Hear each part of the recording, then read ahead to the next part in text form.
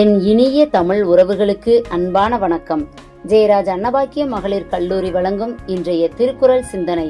அதிகாரம் 51, குறள் 505. பெருமைக்கும் ஏனை சிறுமைக்கும் தத்தம் கருமமே கட்டளைக்கல். ஒருவரின் உயர்வுக்கும் தாழ்வுக்கும் காரணம் அவரவர் செய்யும் செயல்களே. நல்ல செயல்கள் மனிதனை உயர்த்தும், தவறான செயல்கள் மனிதனை தாழ்த்தும். ஆம், இதனை சிறு கதை வழி தெரிந்து கொள்வோம். ரவி மற்றும் அருண் என்ற 2 நண்பர்கள் ஒரே வகுப்பில் படித்தனர். ரவி எப்போதும் செல்லிடப்பேசி, விளையாட்டு, அரட்டை ஆகியவற்றில் நேரத்தை செலவழித்தான். அருண் ஏழ்மையான குடும்பத்தை சார்ந்தவன். ஆனால் கல்வியை ஒருபோதும் கைவிடவில்லை. நேரத்தை திட்டமிட்டு பயன்படுத்தினான். கடுமையாக உழைத்தான். ஆசிரியர்களின் அறிவுரைகளை மதித்தான். அவனது செயல்கள் ஒழுக்கம், உழைப்பு ஆகியவை ஆளுமை மிக்கவனாக உயர்த்தியது. ஆண்டுகள் கழித்து அருண் நல்ல வேலை பெற்று குடும்பத்தை உயர்த்தினான்.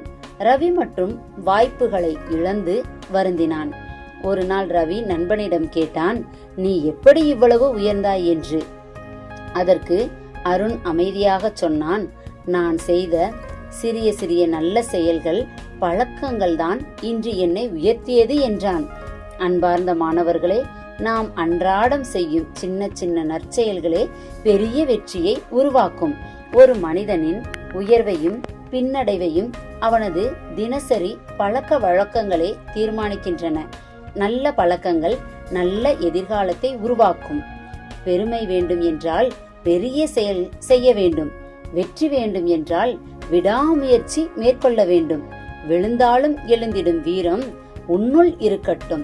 தோல்வி தாண்டி செல்லும் துணிவு மனதில் வளரட்டும். உழைப்பே உன் தோழனாகட்டும். ஒழுக்கம் என்னும் ஒளிவிளக்கு உன் பாதையை காட்டட்டும். சிறுமை தரும் சோம்பலை சிந்தையிலிருந்து அகற்றிடு. தகுதியால் உலகினிலே தலை நிமிர்ந்து நீ நடந்திடு. ஆம், அன்பார்ந்த மாணவ செல்வங்களே, உன் செயல்கள் உன்னை உயர்த்தும். உன் முயற்சி உன் வாழ்க்கையை ஒளிமயமாக மாற்றும்.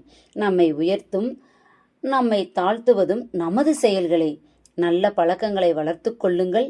நேரத்தை மதியுங்கள். தொடர்ந்து முயற்சி செய்யுங்கள். நல்ல செயல்களை நாளும் செய்யுங்கள். மீண்டும் இன்னொரு குறளோடு நாளை சந்திப்போம்.